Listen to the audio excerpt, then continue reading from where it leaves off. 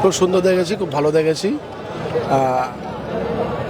বাংলার মুখ্যমন্ত্রী মমতা বন্দ্যোপাধ্যায়ের যে ভাবনা, সম্প্রীতি, জগন্নাথ ধাম দীঘা অসাধারণ তার কারুকার্য, এবং আজকে উদ্বোধনে আমরা হিন্দু মুসলিম সকলে মিলে এই মন্দিরে ধাম দেখতে এসেছি এবং প্রচুর ভালো লাগলো।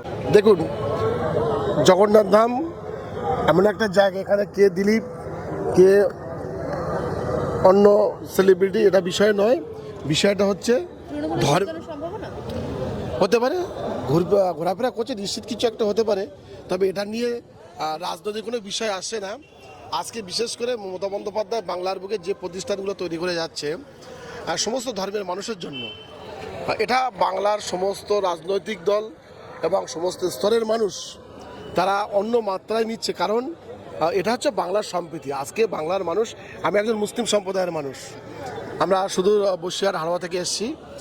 জগন্নাথ ধামের যে কারুকার্য, ধর্ম যার যার উৎসব সবার, কিন্তু বাংলার আগামী প্রজন্মের কাছে বাংলার মুখ্যমন্ত্রী ভাবনাকে আমরা আগামী প্রজন্মের কাছে পৌঁছাতে পারবো, এটা আমাদের সবথেকে বড় বিষয়।